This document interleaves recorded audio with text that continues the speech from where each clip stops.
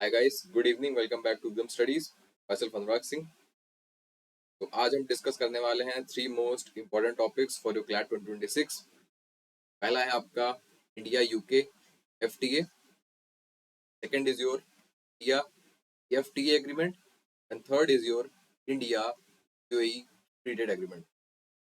आजकल न्यूज़ में free trade agreement बहुत ज़्यादा न्यूज़ में है बिकॉज इंडिया यूएस के बीच में ट्रेड नेगोशिएशंस हो रहे थे, वो बीच में रोक दिए गए हैं। यूएसए जापान का हुआ है, टैरिफ्स बहुत ज़्यादा न्यूज़ में है, तो इस वजह से ये टॉपिक बहुत ज़्यादा इंपॉर्टेंट है आपके एग्जाम के लिए। सो आज हम इस टॉपिक को डिस्कस करेंगे इन डिटेल। ओके, तो आज हम क्या क्या करेंगे। पहला होगा हमारा India UK trade pact first. Second is India UAE pact. Third is India EFTA का ट्रेड पैक्ट, इसमें कितने कंट्रीज हम इसको भी देखेंगे। Fourth is your current India US trade negotiations, या फिर आप टैरिफ सैंक्शन जो भी बोलना चाहते हैं बोल सकते हैं। Fifth is WTO. अगर हम ट्रेड की बात करते हैं और डब्ल्यूटीओ की बात ना करें तो ये अच्छी बात नहीं होगी, so we will discuss about WTO. Then some trade corridors which were in news, इसको भी हम देखेंगे। And lastly we will see quizzes. Okay, ये सारी चीजें हम अपनी क्लास में करने वाले हैं। Let's start. So before starting the class, this is my Telegram channel, you can join this. यहाँ पर मैं आपके लिए भेजता हूँ words from word power made easy, legal terms and legal maxims. ये आपके एग्जाम के लिए बहुत ही ज्यादा जरूरी है।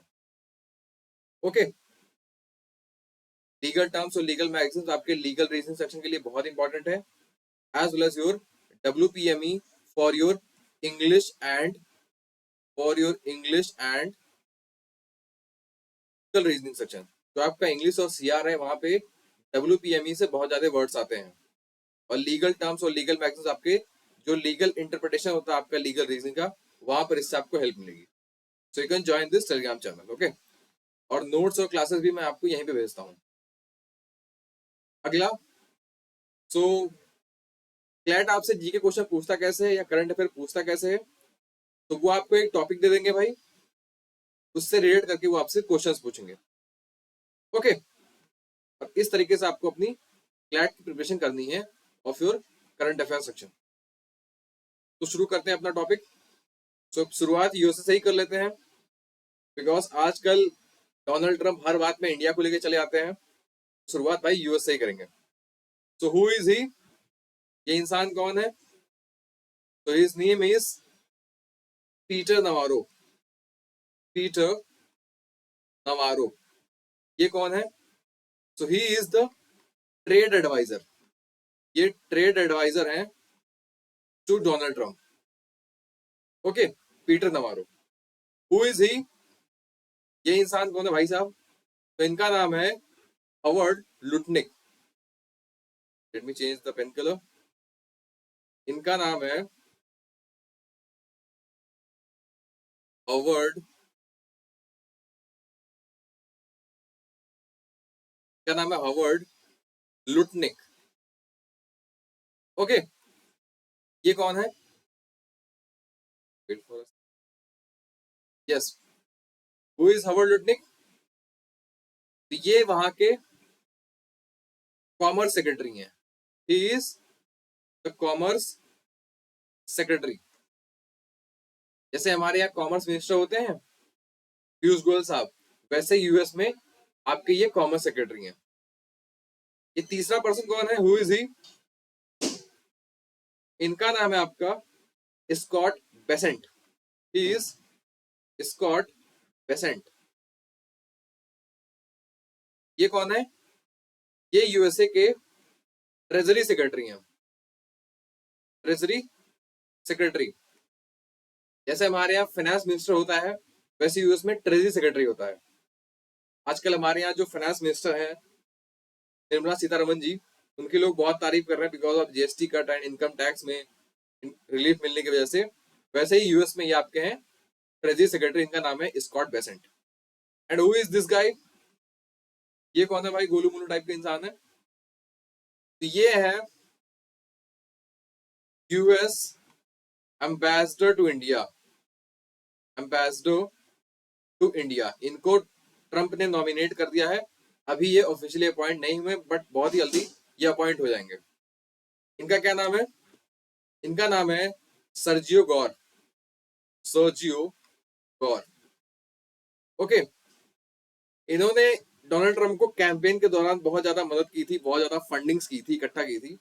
इस वजह से इन्होंने अपने इस ट्रस्टेड आदमी को लगाया है इंडिया में as the ambassador to India as well as to ambassador to South Asia. तो ये इंडिया के भी मसले देखेंगे भाई, और साउथ एशिया में जो यूएस के जितने भी काम होते हैं वो भी ये देखेंगे। मतलब he will also visit to Pakistan. Okay, ये पाकिस्तान भी जाएंगे, ये इंडिया में भी रहेंगे, बांग्लादेश में भी जाएंगे, बाकी जितने भी साउथ एशियन कंट्रीज हैं उनका कारोबार भी ये देखेंगे। और आप सबको पता है कि यूएस ने लगाया है इंडिया के ऊपर 50% टैरिफ। 25% तो भाई टैरिफ है, और 25% को वो बोलते हैं एज सेकेंडरी सैंक्शंस। इन्होंने क्यों लगाया है? तो इनका तर्क ये है, because we are purchasing Russian oil, और इससे रशिया को बहुत ज्यादा फायदा हो रहा है, और ये वॉर मनी है। But even today USA is buying fertilizer as well as palladium and other type of critical minerals from USA. European Union आपका गैस बाई कर रहा है और पेट्रोल बाई कर रहा है, उससे कोई दिक्कत नहीं है। China is the biggest buyer of Russian oil, उससे भी इनको कोई दिक्कत नहीं है। इनको बस इंडिया को सिंगल आउट करके टारगेट करना है। This is total hypocrisy of this western countries. तो ये आपको पता होना चाहिए। आप लोग ज्यादा से ज्यादा भाई made in India products purchase करिए, इससे हमारी कंपनियों को फायदा होता है। ओके, अब चलते हैं अपने पहले टॉपिक की तरफ। So our first topic is India UK trade pact. US का मैं टॉपिक आपसे डिटेल में तब डिस्कस करूंगा जब थोड़ा सा ये नॉर्मलाइज हो जाएगा। अभी जो ब्लेम गेम चल रहा है, ओके, तब हम इसको इन डिटेल डिस्कस करेंगे। अभी we will discuss India UK trade pact.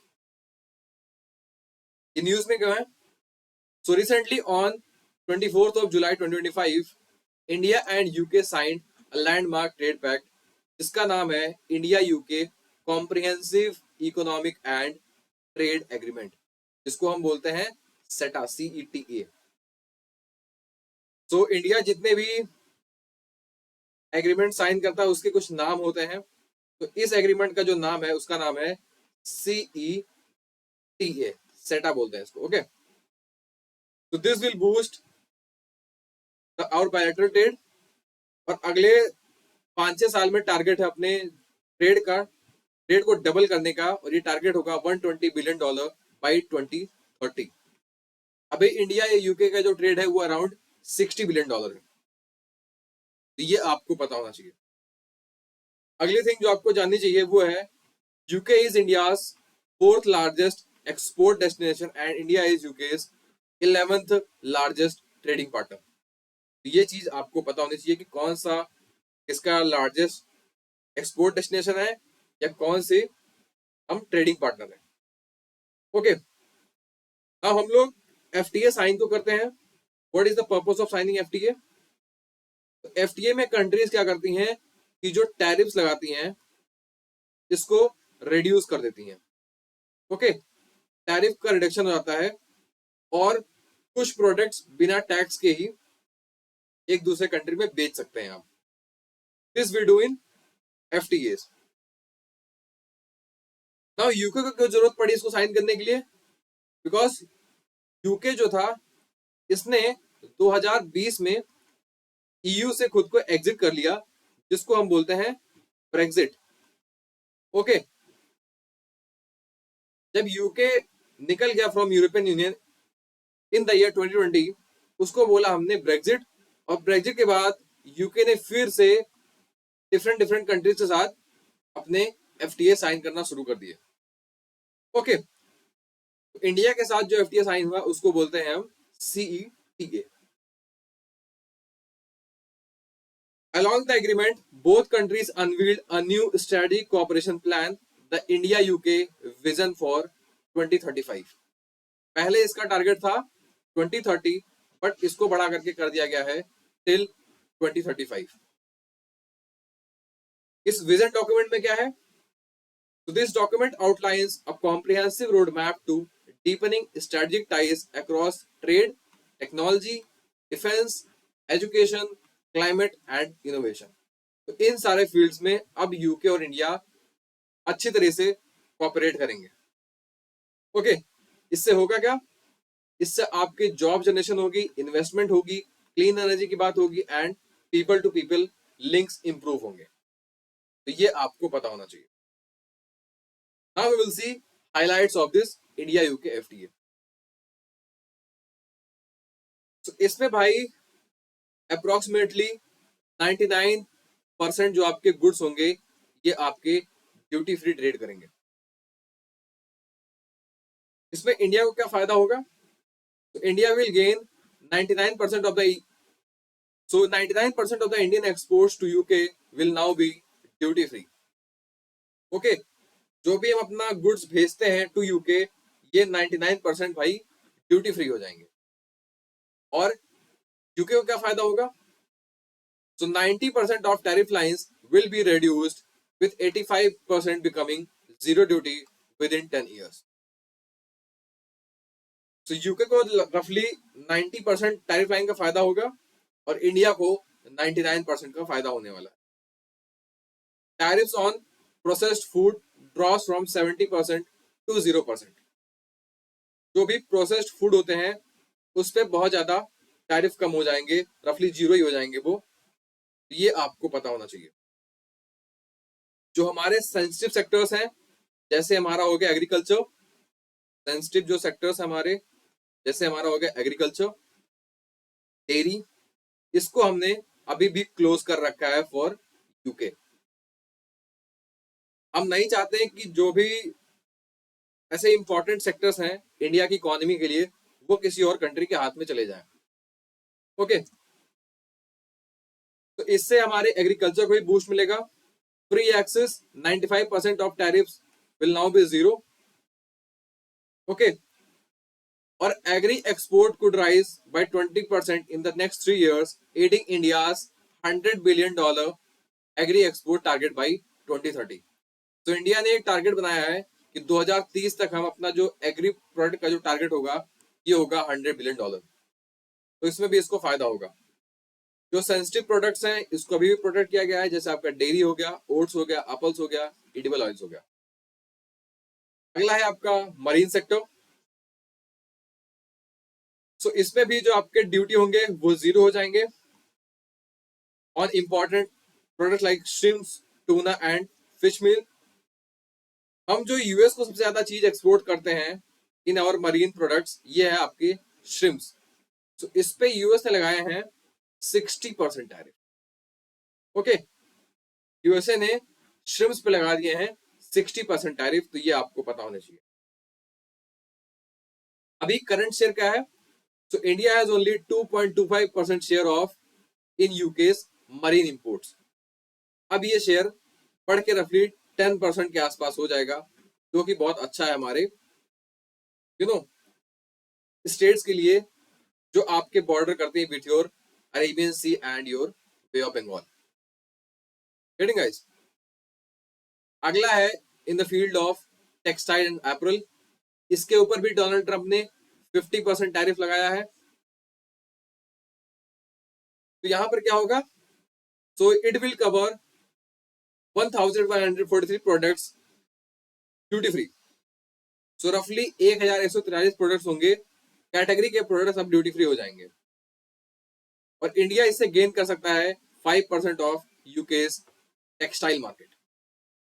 Okay, तो ये आपको पता होना चाहिए। अगला है सर्विसेज एंड प्रोफेशनल्स की फील्ड। तो भाई वर्कर्स को बेनिफिट मिलने वाला है because 75,000 Indians exit from UK social security for 3 years। UK ने 36 सर्विस सेक्टर्स को ओपन कर दिया है और इंडियंस, जिसमें अगर इकोनॉमिक नीड टेस्ट के बिना ही वो जा सकते हैं। ओके, अगला है प्रोफेशनल एक्सेस। तो Indian professional can work in UK in 35 UK sectors for 2 years। तो यूके के 35 सेक्टर्स में भाई ये आराम से अब काम कर सकेंगे। लास्ट है आपका कल्चरल एक्सचेंज, जिसमें 1800 chefs, yoga trainers and artist को भी एक दूसरे कंट्री में वेलकम किया जाएगा। तो ये चीजें आपको पता होनी चाहिए। Okay, now we will talk about WTO। So what is WTO? तो WTO एक इंटरनेशनल ऑर्गेनाइजेशन है जो डील करता है with the rules of trade within nations. सो अगर दो कंट्रीज के बीच में ट्रेड होगा, वो कैसे होगा, इसको कौन रेगुलेट करेगा? तो ये बॉडी है आपकी WTO।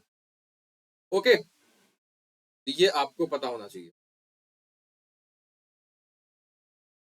ये आपको पता होना चाहिए। इसमें टोटल कितने मेंबर्स हैं? तो there are 164 members in WTO और इसके 23 ऑब्जर्वर कंट्रीज है, लाइक आपके Iran, Iraq, Bhutan, Libya etcetera. WTO बना किस साल में था? It was formed in 1995। 1995 1 जनवरी 1995 में WTO आपका बना था। इसके पहले कौन सी बॉडी थी? तो इसके पहले एक बॉडी थी जिसको हम बोलते हैं गैट। इसका फुल फॉर्म है general agreement on tariffs and trade, GATT बोलते हैं। ओके, ये बॉडी सरवाइव की टिल 1994। उसके बाद इसको बंद कर दिया गया और यहाँ पे आपका WTO बन गया। So the Uruguay rounds conducted between 1987 to 1994 culminated in the Marrakesh Agreement, which established the WTO. Marrakesh agreement के बारे में आपसे वो प्रीवियस ईयर्स में पूछ चुके हैं, वो WTO के बारे में आपसे पूछ चुके हैं, वो माराकेश एग्रीमेंट के बारे में भी आपसे पूछ चुके हैं। तो ये आपको पता होना चाहिए। अगली चीज जो आपको WTO के बारे में जाननी चाहिए वो है DG ऑफ WTO। तो who is the DG of WTO? तो इनका नाम है Ngozi Okonjo Iweala. Ngozi Okonjo Iweala.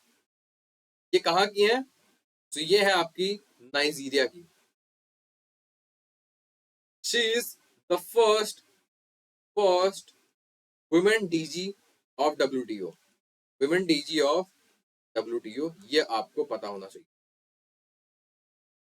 Okay, मैं आपसे एक अलग से क्लास ले लूंगा ऑन डिफरेंट वर्ल्ड ऑर्गेनाइजेशंस, जो इंपॉर्टेंट वर्ल्ड ऑर्गेनाइजेशंस है उनके ऊपर, उनके एस्टेब्लिशमेंट, उनका हेडक्वार्टर, उनका काम क्या है। तो देयर आर रफली 60 to 65 important world bodies. Okay, मैं लास्ट ईयर भी बच्चों को इसके ऊपर एक क्लास लिया था, उसमें से क्वेश्चंस पूछे गए थे। इस साल भी मैं आपके ऊपर, इस साल भी मैं इसके ऊपर एक क्लास लूंगा। Okay, don't worry. अगला है हेडक्वार्टर। तो हेडक्वार्टर है आपके WTO का इन Geneva, Switzerland.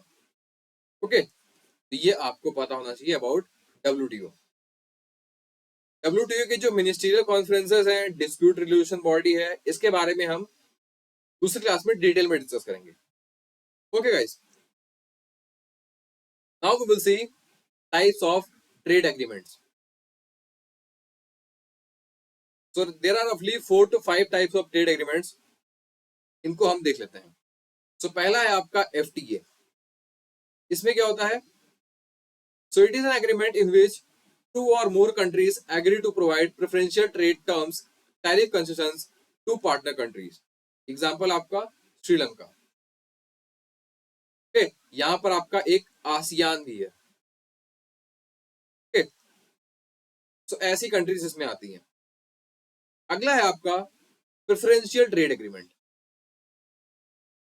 So in this type of agreement, two or more partners give preferential rights to entry of certain products. This is done by reducing duties on an agreed number of tariff lines. And tariffs may be reduced to 0 for some products. और PTA हमने sign किया है आपके अफगानिस्तान के साथ।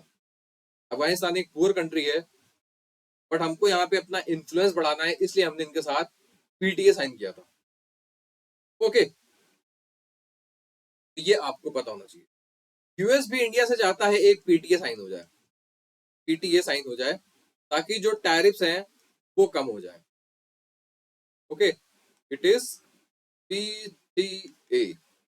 Okay, अगला है आपका comprehensive economic cooperation agreement, that is सेसा। So CESA generally covers negotiation on tariff lines and tariff rate quotas rates only. So it is not as comprehensive as CESA, CEPA। India ने CESA sign किया है countries like Malaysia के साथ। Okay, तो ये आपको पता होना चाहिए। अगला है आपका BIT, that is bilateral investment treaty. So it is a bilateral agreement in which two countries sit together and decide the conditions for private investment by citizens and firms of two countries. Okay, तो इसमें private investment होता है। US चाहते हैं, specially आपके Donald Trump चाहते हैं कि इंडिया के जो डिफरेंट कंपनी, जैसे आपका रिलायंस हो गया, अडानी हो गया, टाटाज हो गए, ये यूएस में प्राइवेट इन्वेस्टमेंट बढ़ाएं। इन्होंने ऐसा ही काम जापान के साथ किया है, जिसमें जापान को $550 बिलियन इन्वेस्ट करने होंगे इन, समझ रहे आप, $550 बिलियन। इन्होंने ऐसे ही प्रेसाइज करके साउथ कोरिया के साथ भी साइन कर लिया है, अगेन यूरोप के साथ भी इन्होंने साइन कर लिया है। तो डोनाल्ड ट्रंप धमकी देते हैं, बोलते हैं जो हमने आपको सिक्योरिटी कवर दिया है इसको हम ले लेंगे। इस वजह से अगर आप चाहते हैं कि हम आपको सिक्योरिटी प्रोवाइड करें तो आप हैवीली इन्वेस्ट करिए इन यूएसए। ओके, अगला है आपका TIFFA, that is trade and investment framework agreement. इसके अंदर टू और मोर countries establishes a framework for expanding trade and resolving outstanding disputes between countries. तो ये आपके कुछ भाई ट्रेड एग्रीमेंट्स हो जाते हैं जो आपको पता होने चाहिए। Now we will see our next topic, that is India European Free Trade Association Trade Pact. So what is European Free Trade Association? तो ये ग्रुप है 4 कंट्रीज का जो पैरेलली काम करता है आपकी ईयू के साथ। ओके, इसमें आते हैं आपके Norway, first country is your Norway, second is your Iceland, third is your लिechtenstein and fourth is your Switzerland. तो ये 4 डेवलप्ड कंट्रीज का एक ब्लॉक है, 4 डेवलप्ड कंट्रीज का एक ट्रेड ब्लॉक है, जिसके साथ इंडिया ने ये साइन किया है। ये ट्रेड ब्लॉक एस्टैब्लिश कब हुआ था? तो this was establish in the year 1960। Okay, ये आपको पता होने चाहिए कौन कौन से कंट्रीज आपके EFTA के अंडर में आते हैं। अब हम देखते हैं ये न्यूज में क्या था। So India signed a FTA with 4 European countries, that is Iceland, लिechtenstein, Norway and Switzerland, which is called as trade and economic partnership agreement.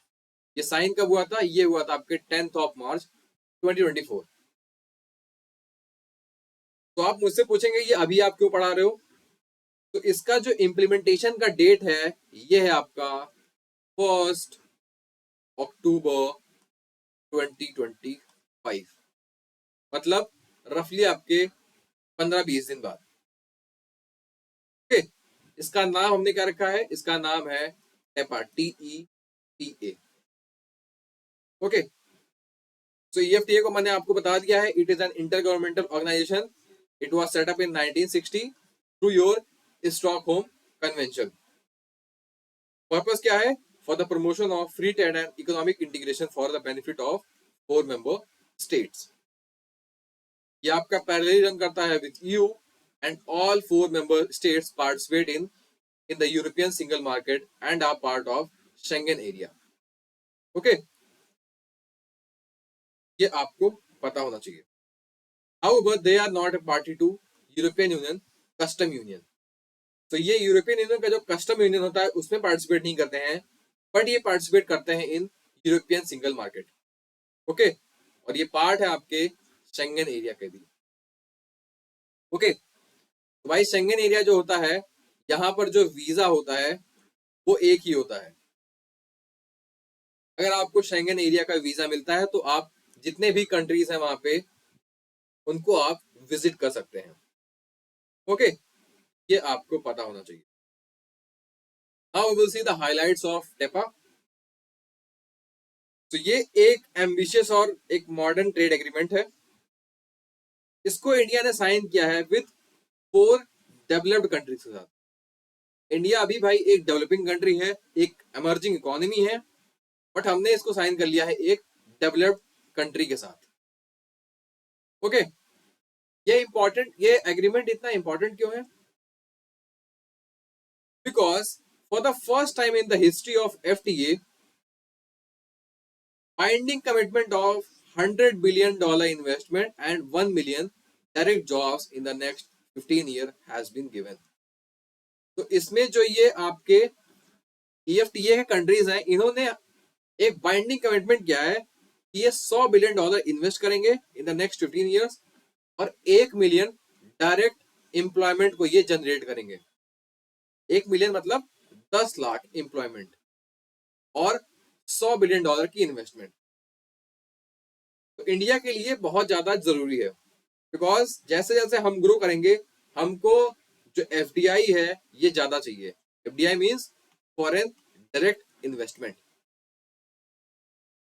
Okay, तो इस वजह से ये एग्रीमेंट बहुत ही ज्यादा इंपॉर्टेंट है इंडिया के लिए, and this will boost make in India as well as Atmanirbhar Bharat. Okay,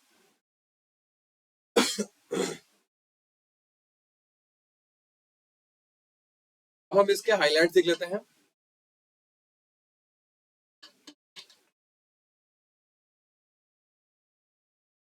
So EFTA is offering 92% of its tariff line, which will cover 96.6% of India's export. और जो मार्केट एक्सेस है, it offers 100% of non-agri products and tariff concession on processed agricultural products. India क्या offer कर रहा है? So India is offering 82.7% of tariff line, which covers 95.3% of EFTA export, of which more than 80% import is gold. Okay, और जो effective duty लगी है on gold, इसको touch नहीं किया गया है, तो ये भी आपको पता होना चाहिए।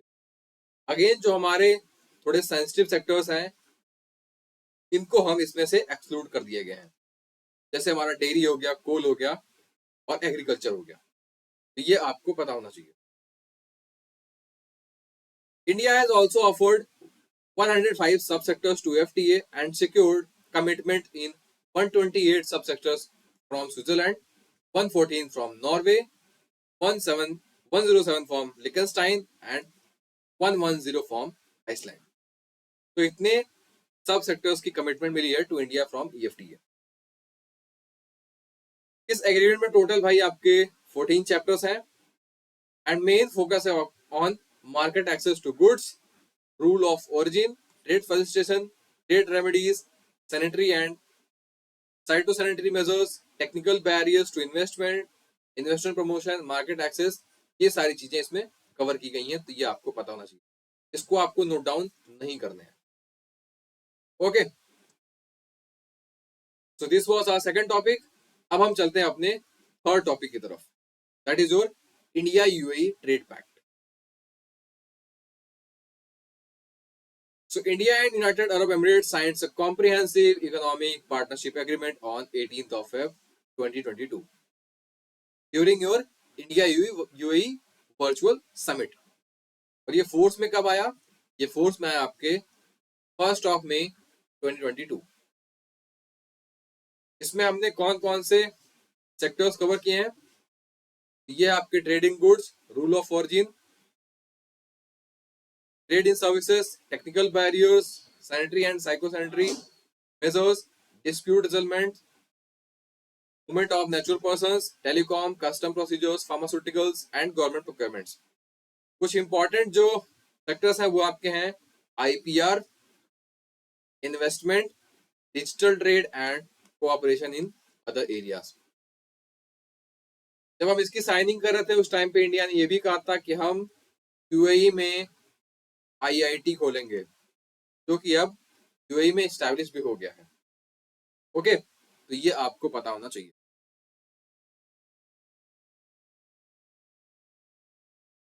So India UAE comprehensive strategic partnership was initiated during visit of Prime Minister Modi to UAE in the year 2015। आपको एक चीज और पता होनी चाहिए, यूएई एक इंपॉर्टेंट कंट्री है फॉर इंडिया। पहले ये लोग पाकिस्तान को सपोर्ट करते थे because of their religion and all, but जैसे जैसे इंडिया की इकोनॉमी ग्रो कर रही है और यूएई अपनी इकोनॉमी को डाइवर्सिफाई कर रहा है, वैसे वैसे ये इंडिया के साथ अपनी एंगेजमेंट को बढ़ाना शुरू कर दिए हैं। ओके, तो ये आपको पता होना चाहिए।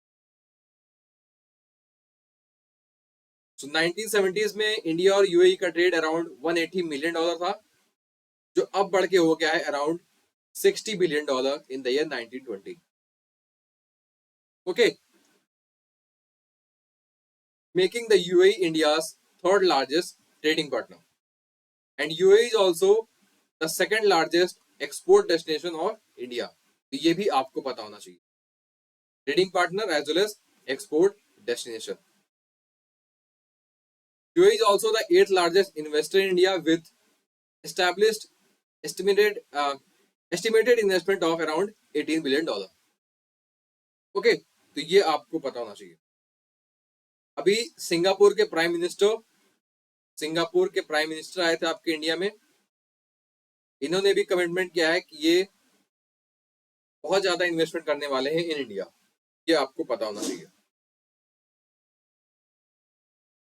Moreover, India and UAE has recently entered into an MOU whereby UAE has committed $75 billion towards infrastructure development in India।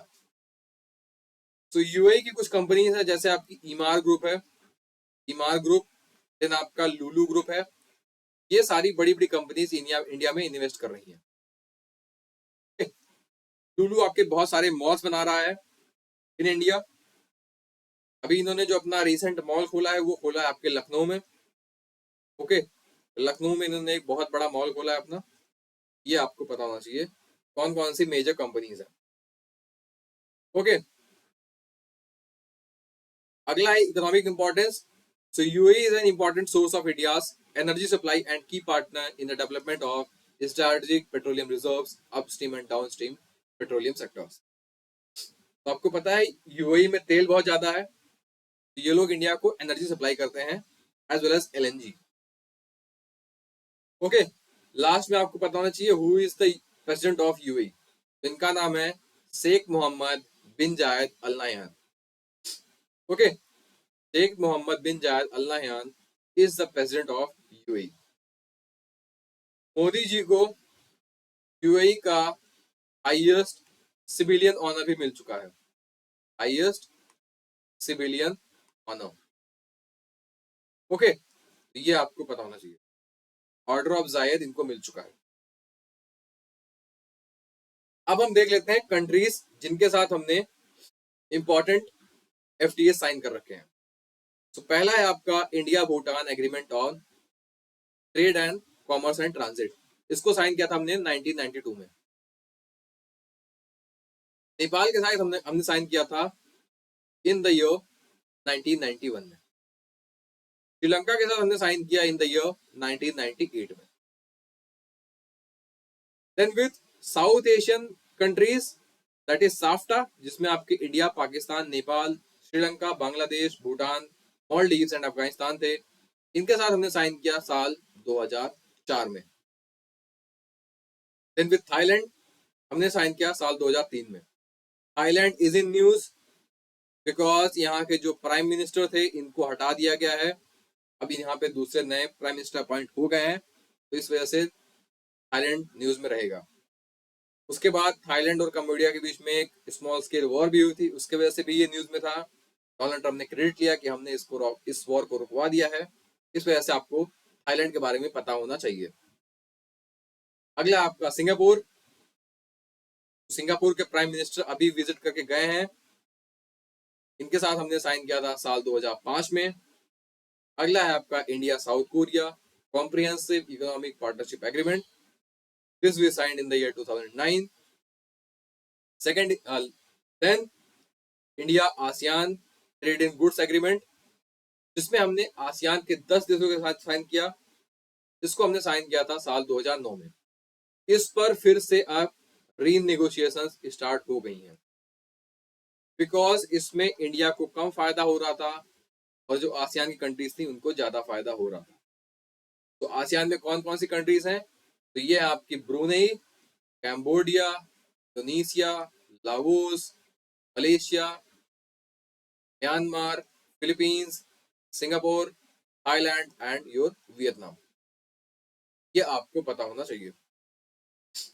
Okay, अगला है India Japan comprehensive economic partnership agreement, इनके साथ हमने साइन किया साल 2011 में। ये न्यूज में क्यों था? बिकॉज अभी मोदी जी जापान जाके आए हैं।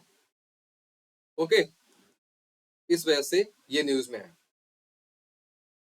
इसमें जापान ने कमिट किया है कि वो रफली 68 बिलियन डॉलर इंडिया में इन्वेस्ट करेंगे इन द नेक्स्ट फ्यू इयर्स। अगला है इंडिया अफगानिस्तान ट्रेड पैक्ट, इसको हमने साइन किया था साल 2003 में।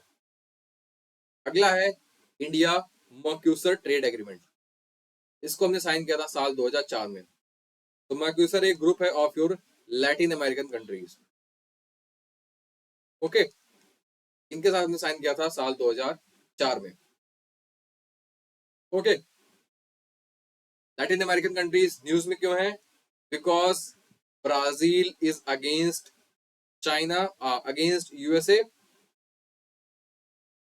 लूला डे सल्वा भाई बहुत ही ज्यादा एग्रेसिवली डोनाल्ड ट्रंप को पुश कर रहे हैं। दूसरी चीज, वेनेजुएला, वेनेजुएला पे डोनाल्ड ट्रंप कभी भी भाई स्ट्राइक करवा सकते हैं। बहुत ज्यादा शिप्स की डिप्लॉयमेंट हो गई है इन द अटलांटिक ओशन, इस वजह से ब्राजील और वेनेजुएला बहुत ज्यादा न्यूज में। ब्रिक्स का इस बार जो चेयर है वो भी आपका ब्राजील है, इस वजह से ये आपको पता होना चाहिए।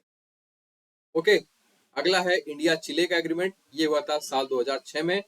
And last is your SAARC preferential trade agreement, that is your SAFTA, में हमने टोटल सार्क की 7 कंट्रीज के साथ हमने एक ट्रेड पैक्ट साइन किया था। इसमें भाई पाकिस्तान भी था जिसके साथ हमने एक ट्रेड पैक्ट साइन किया था। ये हुआ था साल 1993 में। ओके, बट अब ये ठंडे बक्से में जा चुका है। 2014 के बाद से SAARC is almost dead. Okay, SAARC का जो हेडक्वार्टर है ये आपके नेपाल में है, काठमांडू में, तो ये आपको पता होना चाहिए। Getting guys, so these were some important trade agreements जो आपको पता होना चाहिए, आपके एग्जाम में आ सकते हैं। अब हम देख लेते हैं कुछ ट्रेड कॉरिडोर। पहला है आपका आईमेक कॉरिडोर, इसको बोलते हैं India Middle east. Late me change the colour because ये थोड़ा दिख नहीं रहा है आप लोगों को। तो ये है आपका इंडिया, ये भी नहीं दिख रहा।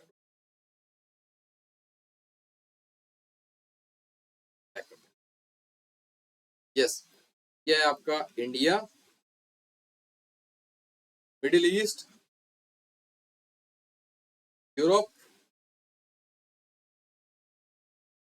कॉपरेशन। ओके, तो बोलते हैं हम आईमेक। ये शुरू होता है आपके मुंबई से इन योर इंडिया और जाता है आपके यूरोप तक। ओके, सो पहले गुड्स आपके जाएंगे from Mumbai to your UAE Dubai, फिर यहाँ से लैंड रूट के थ्रू सऊदी अरेबिया के थ्रू जाएगा आपका ये इसराइल के हाइफा पोर्ट तक, और फिर यहाँ से इटली के थ्रू जाएगा आपके यूरोप में। ओके, यहाँ से इटली के थ्रू भी जा सकता है, यहाँ से आपके फ्रांस के थ्रू भी जा सकता है। Okay, IMEC corridor. जब ये आईमेक कॉरिडोर साइन हुआ, इसके कुछ दिनों के बाद आपका इसराइल गाजा वॉर शुरू हो गया, तो ये भी आपको पता होना चाहिए। ओके,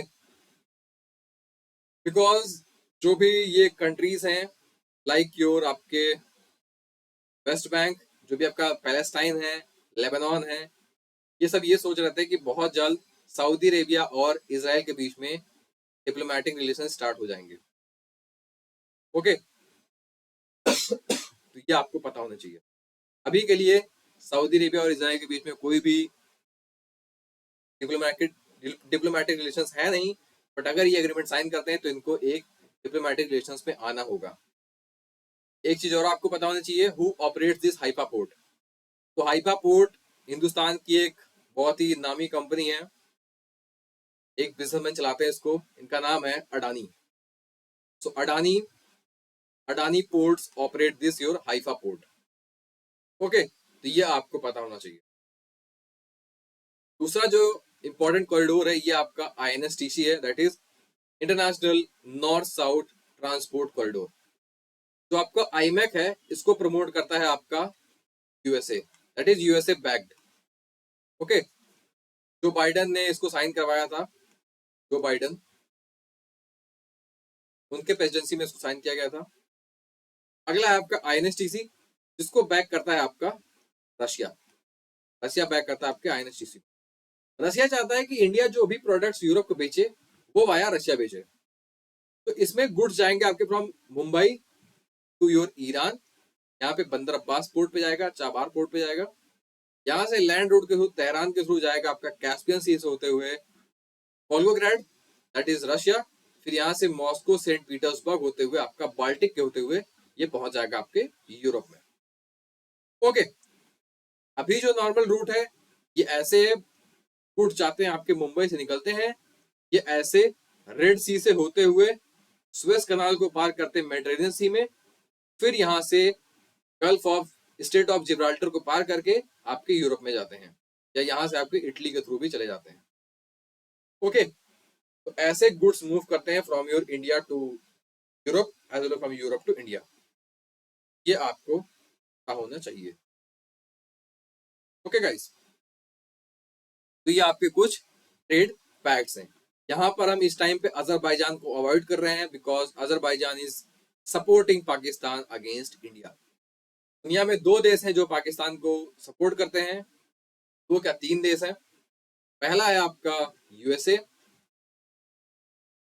सेकंड है आपका टर्की, एंड थर्ड है आपका अजरबैजान।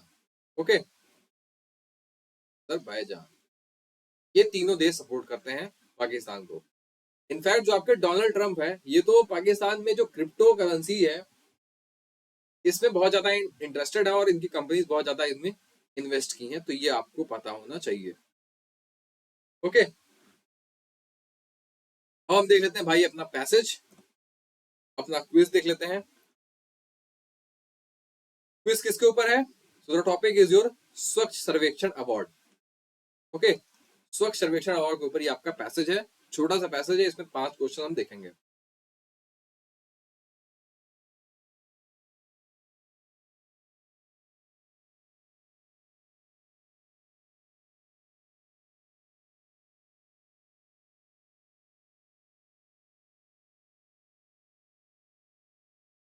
ओके गाइस, तो first question is which city was recognized as India's cleanest city for the 8th consecutive year in Swachh Sarvekshan 2024-2025? The options are Navi Mumbai, Surat, Indore and Ahmedabad. So the correct answer is आपका Indore. Okay, MP। ये भाई 8th time इसको मिला है स्वच्छ सर्वेक्षण का award. अगला क्वेश्चन है, what are the key innovation introduced in Swachh Sarvekshan 2024-2025 to ensure fair competition? Your options are plastic recycle capability category, second is super swachh league category, third is separate rural and urban categories, and fourth is international city ranking. तो आप pause करके इसका answer दे सकते हैं, मैं आपको इसका correct answer बता दे रहा हूं। So correct answer is option number B, that is super Swachh league category. Third is how many cities classified for the ranking in Swachh Sarvekshan 2024-2025? कैसे सिटीज को हमने कैटेगराइज किया था? Option 1 state only, option 2 historical performance, 3 by population size into 5 categories, or by 4 by level of industrialization. So the correct answer is option number C, that is by population size into 5 categories. Okay. अगला question है, what was the annual theme of स्वच्छ सर्वेक्षण 2024-2025? आपके CLAT के exam में cat और OLED जितने भी होते हैं, जैसे आपका एमएचसीटी हो गया, सीयूटी हो गया, जेएमआई हो गया, एलसैट हो गया, सब में वो आपसे इंपॉर्टेंट डेट्स और थीम्स पूछते हैं. ओके, तो इसके ऊपर भी मैं आपसे एक क्लास ले लूंगा on important days and themes. Last year भी मैंने लिया था, इस बार भी वही ले लेंगे. The correct answer is option number C, that is reduce, reuse and cycle. Last question, how many urban local bodies participated in Swachh Sarvekshan 2024-2025? Your options are 73, 1500, 4589 or 10,000. The correct answer is option number C, that is 4589 urban local bodies participated in Swachh Sarvekshan 2025. इसका award किसने दिया था? Award दिया था आपके president of India ने दिया. Okay, Draupadi Murmu ji ने अवार्ड दिया था. नेता कौन सी मिनिस्ट्री से पार्टिसिपेट करती है? ये आपकी हुआ ministry of housing and urban affair, जिनके मिनिस्टर है आपके मनोहर लाल जी. ओके, ये आपको पता होना चाहिए. तो आज हमने क्या क्या डिस्कस किया है भाई? आज हमने क्या क्या चीजें डिस्कस की हैं? तो हमने आज डिस्कस कर लिया है आपका 3 फैक्ट्स इन डिटेल, प्लस आपका जो करंट का है ऑफ योर यूएसए को डिस्कस कर लिया हमने डब्ल्यूटीओ के बारे में डिस्कस कर लिया, हमने ट्रेड कॉरिडोर्स के बारे में डिस्कस कर लिया, एंड हमने लास्ट में एक क्विज भी देख ली ऑन योर स्वच्छ सर्वेक्षण अवार्ड. मैंने क्विज थोड़ा दूसरे टॉपिक पे इसलिए लिया है बिकॉज मैंने अभी पढ़ाया आपको, उसके ऊपर क्विज देता तो कोई मजा नहीं आता. Okay, lastly, for the updates of classes and notes, you can join this Telegram channel with the name Anurag@ClatPlus. Roughly 1400 students are there जो इसमें participate करते हैं, तो benefit मिल रहा है. You also can join it. Lastly, if you like the classes, then do share with your friends and subscribe the channel. Okay, thank you guys, take care, bye bye, see you all in the next class. Okay, bye.